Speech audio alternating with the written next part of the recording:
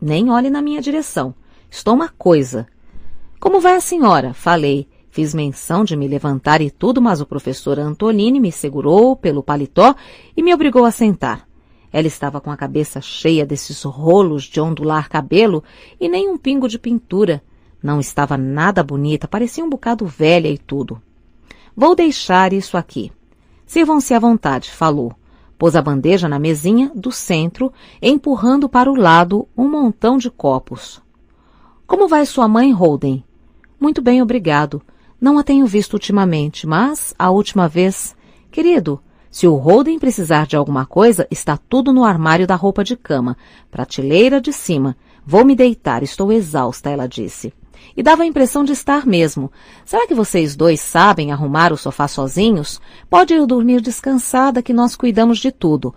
O professor Antolini respondeu. Deu um beijo nela, ela me disse até logo e foi para o quarto. Os dois viviam se beijando em público. Tomei meia xícara de café e comi metade de um pedaço de bolo, mais duro do que pedra. O professor Antolini se contentou com outro drink. E forte a beça. Se ele não tomar cuidado, ainda acaba viciado. Almocei com seu pai há umas 2 semanas. Ele falou de repente. Você sabia? Não, não sabia. Você não ignora naturalmente que ele anda muito preocupado com você. Sei disso. Sei que anda. Tudo indica que, antes de me telefonar, ele tinha recebido uma carta enorme e bastante perturbadora do seu último diretor, informando que você não estava fazendo o mínimo esforço, matando aulas, não preparando as lições, em suma, sendo um completo... Não matei aula nenhuma, não havia jeito. De vez em quando eu deixava de assistir às aulas de umas 2 matérias, como a tal de expressão oral que eu falei antes. Matar mesmo não matei. Não estava com a menor vontade de discutir o troço. Minha dor de barriga tinha diminuído um pouco com o café, mas aquela dor de cabeça miserável continuava. O professor Antolini acendeu outro cigarro. Ele fumava como uma chaminé. Aí falou. Francamente, Holden, não sei o que lhe dizer. Eu sei, é difícil falar comigo, compreendo. Tenho a impressão de que você está caminhando para alguma espécie de queda, uma queda tremenda, mas honestamente...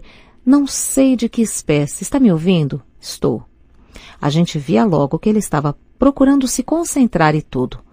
Talvez da espécie que faz com que a gente, aos 30 anos, se sente num bar e odeie todo mundo que entra com o jeito de quem jogou futebol numa universidade. Ou então, você conseguirá instruir-se o bastante para odiar todo mundo que diz é um segredo entre mim e você. Ou talvez acabe em algum escritório atirando clipes na taquígrafa mais próxima. Não sei mesmo. Mas você entende o que estou querendo dizer, não entende? Entendo, respondi. E entendia mesmo. Mas o senhor se engana sobre esse negócio de odiar os jogadores de futebol e tudo. O senhor se engana mesmo. Não tenho raiva de muita gente. Pode ser que de vez em quando eu odeie alguns sujeitos durante algum tempo, como esse cara que eu conheci no Pensey, o Stradler, ou esse outro sujeito, o Robert Ackley. De vez em quando eu tinha ódio deles, confesso, mas isso não dura muito. Esse é que é o caso. Depois de algum tempo, se eu não os visse, se não vinham ao meu quarto, ou se eu passava umas 2 refeições sem encontrar com eles no refeitório, chegava a sentir falta deles. É isso mesmo, chegava a ficar com saudade deles. O professor Antolini ficou uns 2 minutos em silêncio, levantou-se, apanhou outro pedaço de gelo, deixou cair no copo e aí sentou de novo. Via-se que ele estava pensando. Fiquei torcendo para que ele deixasse a conversa para outro dia, em vez de continuar naquela hora, mas ele estava embalado. Em geral, as pessoas se esquentam numa discussão na hora que a gente está mais frio. Está bem. Agora escuta aqui um momento. Pode ser que eu não consiga expressar isso tão bem quanto eu gostaria, mas escrevo uma carta para você amanhã ou depois explicando tudo. Aí você vai entender direitinho. De qualquer maneira, presta atenção agora. Começou a se concentrar outra vez e aí disse: esta queda para a qual você está caminhando é um tipo especial de queda, um tipo horrível. O homem que cai não consegue nem mesmo ouvir ou sentir o baque do seu corpo no fundo. Apenas cai e cai. A coisa toda se aplica aos homens que, num momento ou outro de suas vidas, procuram alguma coisa que seu próprio meio não lhes podia proporcionar, ou que pensavam que seu próprio meio não lhes poderia proporcionar. Por isso, abandonam a busca antes mesmo de começá-la de verdade. Está me entendendo? Sim, senhor. Está mesmo? Estou sim. Levantou-se e despejou mais um pouco de bebida no copo. Aí se sentou de novo. Ficou um bocado de tempo sem dizer nada. Não quero te assustar, ele disse, mas vejo você, com toda a clareza, morrendo nobremente de uma forma ou de outra, por uma causa qualquer absolutamente indigna. Me olhou de um jeito engraçado. Se eu escrever umas palavras para você, promete que vai ler cuidadosamente e guardar? Prometo sim, respondi, e era verdade. Até hoje guardo o papel que ele me deu. Foi até a escrivaninha do outro lado da sala e escreveu alguma coisa num pedaço de papel, sem se sentar. Aí voltou e se sentou com o papel na mão. Por estranho que pareça, isso não foi escrito por um poeta, foi escrito por um psicanalista chamado Wilhelm Steckel. Aqui está o que ele... Você ainda está me ouvindo? Claro que estou. Aqui está o que ele disse. A característica do homem imaturo é aspirar a morrer nobremente por uma causa, enquanto que a característica do homem maduro é querer viver humildemente por uma causa. Inclinou-se e me passou o pedaço de papel. Li imediatamente o que estava escrito. Agradeci e tudo e guardei o papel no bolso. Foi muito simpático da parte dele incomodar-se tanto por minha causa. Foi mesmo. Mas a verdade é que eu não estava realmente com muita vontade de me concentrar. Puxa, nunca me senti tão cansado assim de repente. Mas ele não dava a menor impressão de cansaço, em parte porque estava bastante alto. Acho que um desses dias, ele falou, você vai ter que decidir para onde quer ir. E aí vai ter que começar a ir para lá. E sem perda de tempo. No seu caso, não se pode perder um minuto que seja. Concordei com a cabeça, porque ele estava me encarando e tudo. Mas não estava entendendo muito bem o que ele disse. Eu achava que sabia o que era, mas naquele momento não tinha certeza absoluta, estava cansado para diabo. Detesto dizer isso, mas acho que assim que você tiver uma ideia de onde quer chegar, seu primeiro passo vai ser aplicar-se no colégio. É o que você vai ter que fazer. Você é um estudante. Quer a ideia lhe agrade ou não, você está apaixonado pelo conhecimento. E eu acho que você vai encontrar, depois que deixar para trás todos esses professores vinenses e suas composições e... Vinsons, falei. Ele queria dizer todos os professores Vinsons. E não todos os professores vinenses.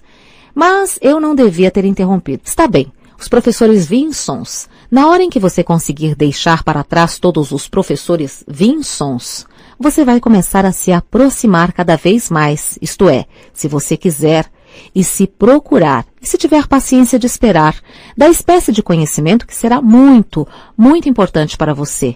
Entre outras coisas, você vai descobrir que não é a primeira pessoa a ficar confusa e assustada e até enjoada pelo comportamento humano.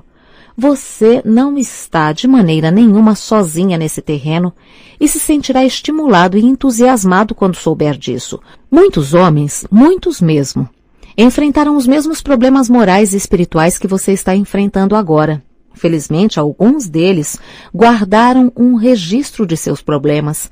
Você aprenderá com eles, se quiser. Da mesma forma que algum dia, se você tiver alguma coisa a oferecer, alguém irá aprender alguma coisa de você. É um belo arranjo recíproco. E não é instrução, é história, é poesia. Parou e tomou um longo gole do copo. Aí recomeçou. Puxa, ele estava embalado mesmo. Fiquei feliz por não ter tentado interrompê-lo nem nada. Não estou querendo dizer que só os homens instruídos e cultos são capazes de contribuir com algo valioso para o mundo. Não é isso. O que eu quero dizer é que os homens instruídos e cultos, se de fato tiverem brilho e capacidade criadora, o que infelizmente é raro, tendem a deixar registros infinitamente mais valiosos do que aqueles que apenas têm brilho e capacidade criadora. Tendem a se expressar com mais clareza e geralmente têm a paixão de desenvolver seu pensamento até o fim. E, o que é mais importante, na grande maioria dos casos, tem mais humildade do que o pensador menos culto. Você está me acompanhando? Sim, senhor. Ficou outra vez sem dizer nada por um tempão. Não sei se isso acontece com todo mundo, mas é meio chato a gente ficar sentado esperando uma pessoa dizer alguma coisa enquanto ela está pensando. É duro mesmo. Fiquei me esforçando para não bocejar. Não que eu estivesse chateada ou coisa parecida, não estava, mas de repente me deu um sono filho da mãe. A outra coisa que uma educação acadêmica poderá proporcionar a você. Se você prosseguir nela por um tempo razoável, ela acabará lhe dando uma ideia das dimensões da sua mente, do que ela comporta e talvez do que ela não comporta. Depois de algum tempo, você vai ter uma ideia do tipo de pensamento que sua mente deve abrigar. A vantagem disso é que talvez lhe poupe uma enormidade de tempo que você perderia experimentando ideias que não se ajustam a você, não combinam com você. Você começará a conhecer as suas medidas exatas e vestirá sua mente de acordo com elas. Aí, de repente, bocejei. Era o tipo da grossura, mas não pude evitar. Mas o professor Antolini só fez rir. Vamos, ele disse e se levantou. Vamos arrumar o sofá. Eu o acompanhei até o armário. Ele tentou tirar alguns lençóis e cobertores da prateleira de cima, mas com o copo na mão não conseguia. Por isso bebeu o que restava, pôs o copo no chão e aí tirou os troços. Ajudei-o a trazer tudo para o sofá e fizemos a cama juntos. Ele não tinha muito jeito para a coisa. Não sabia esticar e prender nada direito. Mas não me importei. Estava tão cansado que seria capaz de dormir em pé. Como vão as suas mulheres todas? Vão indo, respondi. Em matéria de conversa, eu estava uma droga, mas não queria me esforçar. Como vai a Sally? Ele conhecia a Sally. Eu a tinha apresentado a ele uma vez. Vai bem. Saí com ela hoje à tarde, falei. Puxa, até parecia que tinham passado uns 20 anos. Quase não temos mais nada em comum. Ela é uma garota bonita para burro. E aquela outra menina, aquela de quem você me falou, a Manny? Ah, sei, a Jane Gallagher. Ela é uma boa garota. Acho até que vou dar um telefonema para ela amanhã. A essa altura, já tínhamos acabado de fazer a cama. É toda sua, ele disse. Não sei que diabo você vai fazer com tanta perna. Não tem importância. Já estou acostumado a dormir em camas curtas, respondi. Muito obrigado. O senhor e a senhora Antolini salvaram mesmo a minha vida hoje. Você sabe onde é o banheiro. Se precisar de alguma coisa, basta dar um berro. Vou ficar ainda um bocadinho na cozinha. A luz te incomoda? Não, nem um pouquinho. Muito obrigado. Está bem. Boa noite, bonitão. Boa noite, professor. Muito obrigado. Ele foi para a cozinha e eu tirei a roupa no banheiro. Não pude escovar os dentes porque não havia trazido escova. Também não tinha pijama e o professor Antolini se havia esquecido de me emprestar um. Voltei para a sala, apaguei o abajur junto do sofá e me deitei só de cuecas. O sofá era um bocado pequeno para mim, mas na verdade eu seria capaz de dormir em pé sem pestanejar. Fiquei acordado só uns 2 segundos, pensando nos troços que o professor tinha dito. Aquela história de descobrir o tamanho da mente e tudo. Ele era mesmo um camarada inteligente para chuchu. Mas não consegui ficar com a droga dos olhos abertos e peguei no sono. Aí aconteceu um troço.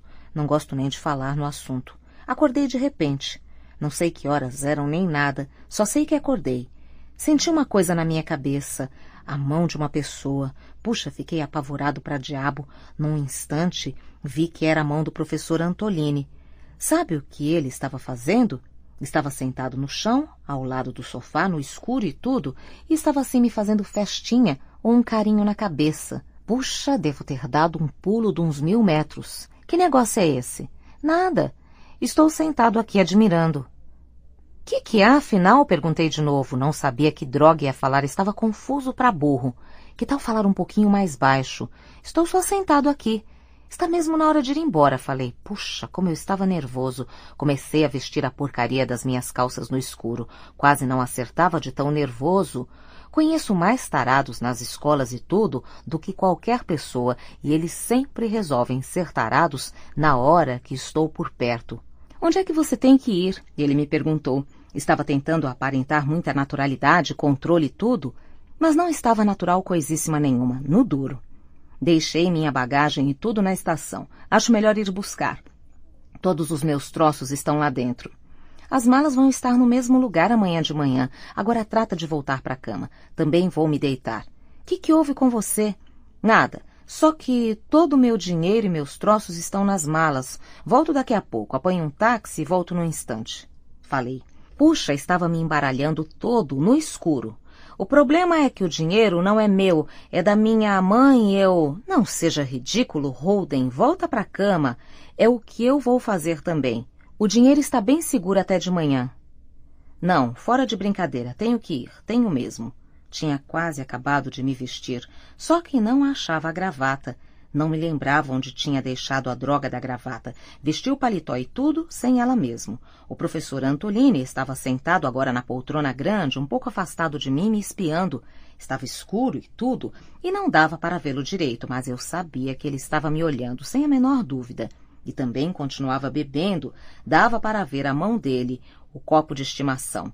Você é um garoto muito estranho mesmo. Sei disso, respondi. Nem me dei ao trabalho de procurar muito pela gravata. Fui embora sem ela. Até logo, professor. Muito obrigado. Fora de brincadeira.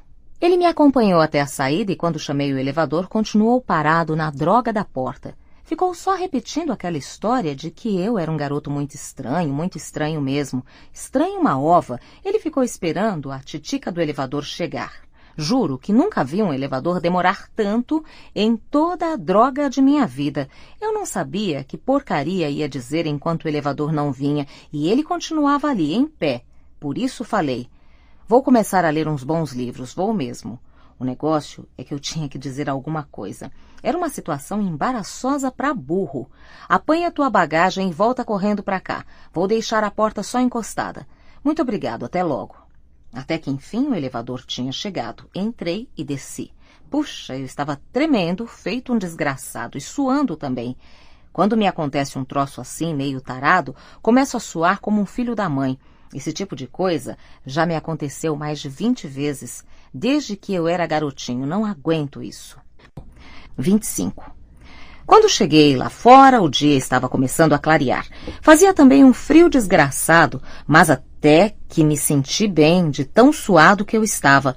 Não tinha a mínima ideia para onde ir. Não queria me meter em outro hotel e gastar todo o dinheiro da Phoebe. Afinal, fui andando até a Avenida Lexington e tomei o metrô para a estação Grand Central. Tinha deixado as minhas malas lá e tudo, e pensei em dormir naquele salão de espera enorme, onde tem 1 milhão de bancos. Foi o que acabei fazendo. No começo, até que não foi tão ruim, porque havia pouca gente por ali e eu podia pôr os pés em cima do banco. Mas não tenho muita vontade de falar sobre isso. Não foi nada agradável. A gente não devia nunca ter de fazer um troço desses no duro. É um bocado deprimente. Só consegui dormir até umas 9 horas, porque aí milhões de pessoas começaram a entrar no saguão e tive que tirar os pés de cima do banco. Não consigo dormir direito com os pés no chão e não tinha mesmo outro jeito senão ficar sentado.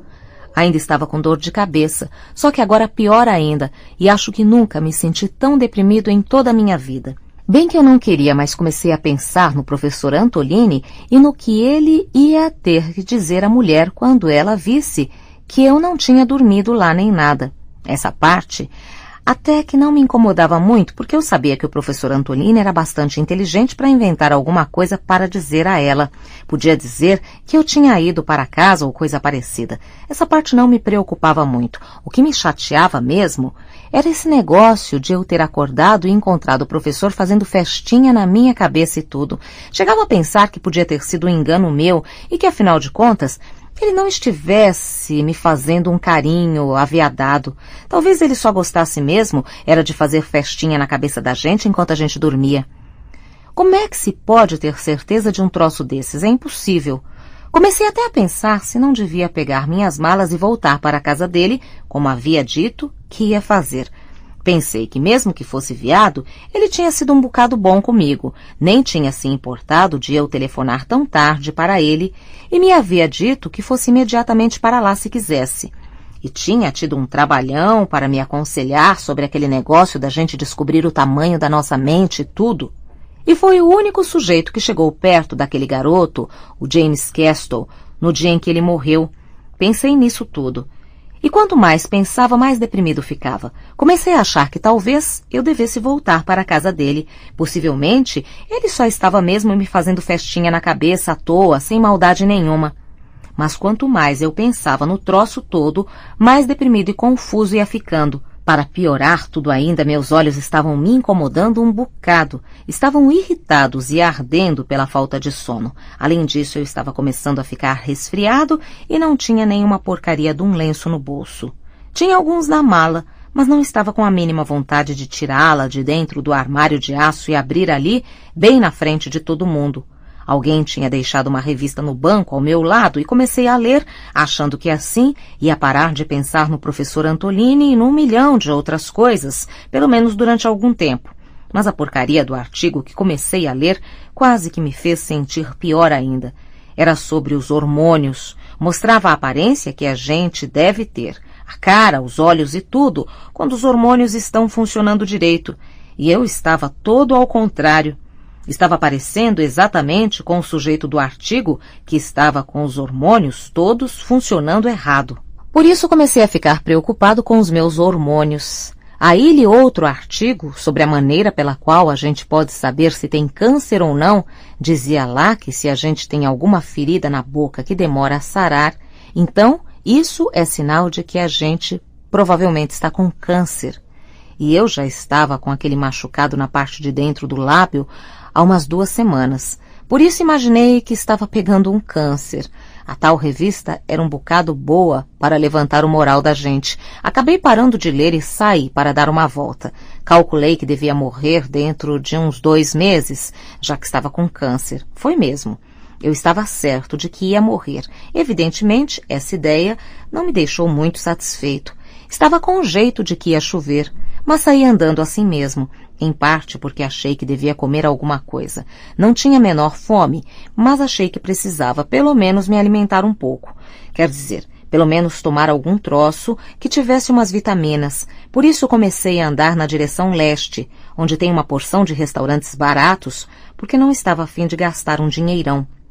Enquanto ia andando, passei por 2 sujeitos que estavam descarregando uma baita árvore de Natal de um caminhão. Um deles ficava só falando para o outro. Segura essa filha da puta, segura mesmo. Certamente era o tipo da maneira delicada de se referir a uma árvore de Natal. Mas até que tinha sua graça, assim de um jeito meio infeliz, e mais ou menos comecei a rir. Foi a pior coisa que eu podia ter feito, porque mal comecei a rir, pensei que fosse vomitar, no duro. Cheguei mesmo a começar, mas logo passou. Sei lá por quê. Afinal de contas, não tinha comido nada estragado ou coisa que o valha, e normalmente tenho um estômago um bocado forte. De qualquer forma, consegui me aguentar e imaginei que ia me sentir melhor se comesse alguma coisa. Entrei num restaurante vagabundo e pedi café com roscas. Não houve jeito de engolir direito. O caso é que quando a gente está muito deprimido, é difícil como o diabo engolir qualquer coisa. Mas o garçom foi simpático, levou as roscas de volta sem me cobrar nada por elas. Só bebi o café. Aí saí e fui andando em direção à Quinta Avenida. Era uma segunda-feira e tudo, pertinho do Natal, e todas as lojas estavam abertas. Por isso, até que não era de todo mal caminhar pela Quinta Avenida, que estava um bocado natalina. Tinha toda aquela porção de papais noéis magricelos nas esquinas, cada um sacudindo o seu sino, e todas aquelas mulheres do Exército da Salvação, as tais que não usam batom nem nada, também badalando os seus sininhos. Fiquei mais ou menos procurando aquelas 2 freiras que eu tinha encontrado na véspera, tomando o café da manhã, mas não as vi. Sabia que não ia vê-las mesmo, porque elas me haviam dito que tinham vindo para Nova York para ser professoras, mas de qualquer maneira continuei a procurar por elas. Seja como for, de repente, estava tudo um bocado natalino. 1 milhão de crianças zanzando pelo centro da cidade, com as mães subindo e descendo dos ônibus, entrando e saindo das lojas. Queria que a Feba estivesse ali comigo. Ela já não é tão pequena que ainda fique inteiramente alucinada na seção de brinquedos, mas gosta de circular e olhar as pessoas. No Natal passado, levei-a à cidade para fazer compras comigo. Nos divertimos para chuchu. Acho que foi na loja Bloomingdale. Fomos na seção de sapatos e fizemos de conta que ela, Phoebe, queria um par dessas galochas altas, dessas que têm mais ou menos 1 milhão de casas para passar o cadarço. O vendedor quase ficou maluco. A doida da Phoebe experimentou uns 20 pares e cada vez o infeliz tinha que amarrar um pé até em cima. Era o tipo da maldade, mas a Phoebe se divertiu barbaramente. Afinal, compramos um par de mocassins e mandamos pôr na conta. O vendedor até que foi muito simpático. Acho que ele sabia que nós estávamos só de brincadeira, porque a Phoebe fica rindo o tempo todo. De qualquer modo, continuei andando toda a vida pela Quinta Avenida, sem gravata nem nada. Aí, de repente, começou a acontecer um negócio um bocado fantasmagórico. Cada vez que eu chegava ao fim de um quarteirão e descia ao meio-fio, tinha a sensação de que nunca chegaria ao outro lado da rua. Pensava que ia caindo, caindo, caindo e nunca mais ninguém ia me ver. Puxa, fiquei apavorado pra burro. Ninguém imagina o medão que me deu. Comecei a suar como um filho da mãe, molhei toda a camisa, a roupa de baixo, tudo. Aí comecei a fazer outro troço. Cada vez que chegava ao fim do quarteirão, fazia de conta que estava falando com o meu irmão Ali. Dizia para ele: Ali, não me deixa desaparecer. Ali, não me deixa desaparecer. Por favor, Ali. Aí então, quando chegava do outro lado da rua sem desaparecer, eu agradecia a ele. Logo que chegava a outra esquina, começava tudo de novo. Mas continuei andando, assim mesmo. Acho que estava meio amedrontado de parar, nem sei direito para dizer a verdade. Sei que só fui parar quando já estava lá pela altura da rua 60 e tantos, para lá do Jardim Zoológico. Aí sentei num banco. Quase que não conseguia respirar e ainda estava suando como um filho da mãe. Acho que fiquei sentado lá mais ou menos 1 hora. Finalmente decidi ir embora de vez. Resolvi que não voltaria para casa nunca mais e nunca mais iria para colégio nenhum. Decidi que ia só encontrar com a Phoebe para me despedir e tudo e devolver o dinheiro de Natal que ela me havia emprestado. Aí começaria a viajar para o oeste, pegando caronas nos carros. Já sabia o que tinha de fazer. Ia até o túnel Roland e apanhava uma carona, depois pegava outra carona e depois outra e mais outra. Assim, em poucos dias, já estaria lá pelo oeste, num lugar muito bonito e ensolarado onde ninguém me conhecesse e eu arranjasse um emprego. Calculei que podia achar trabalho num posto de gasolina em qualquer canto, pondo gasolina e óleo no carro dos outros. Mas não me importava que tipo de emprego ia ser, desde que ninguém me conhecesse e eu não conhecesse ninguém. Aí bolei o que é que eu devia fazer. Ia fingir que era surdo-mudo. Desse modo, não precisava ter nenhuma conversa imbecil e inútil com ninguém. Se alguém quisesse me dizer alguma coisa, teria de escrever o troço num pedaço de papel e me entregar. Depois de algum tempo, iam ficar um bocado apurrinhados de ter que fazer tudo isso, e aí eu nunca mais precisaria conversar pelo resto da minha vida. Todo mundo ia pensar que eu era só um infeliz de um filho da mãe surdo-mudo e iam me deixar em paz sozinho. Me deixavam botar gasolina e óleo na droga dos carros deles e me pagavam um salário para fazer isso. Com o dinheiro que fosse ganhando, construiria uma cabaninha para mim em algum lugar e viveria lá o resto da vida.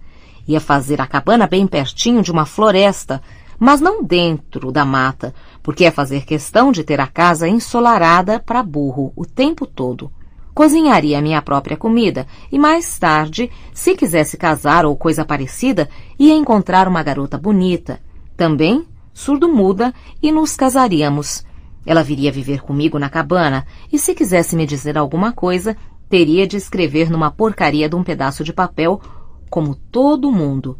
Se tivéssemos filhos, iam ficar escondidos em algum canto. Poderíamos comprar uma porção de livros para eles e nós mesmos íamos ensiná-los a ler e escrever. Fiquei excitado para burro pensando no negócio todo, no duro. Sei que aquela parte de bancar o surdo-mudo era malucada, mas de qualquer maneira gostava de pensar nela. Mas resolvi de fato ir embora para o oeste e tudo. A única coisa que eu queria fazer antes da partida era me despedir da Phoebe. Por isso, de repente, atravessei a rua correndo como um doido. Para dizer a verdade, por um triz não morri atropelado. Entrei numa papelaria e comprei um bloco e um lápis. Resolvi que ia escrever um bilhete para ela, marcando o encontro para que eu pudesse lhe dizer adeus e devolver o dinheiro das compras de Natal. Aí levaria o bilhete para a escola dela e daria um jeito para que alguém do gabinete do diretor lhe entregasse.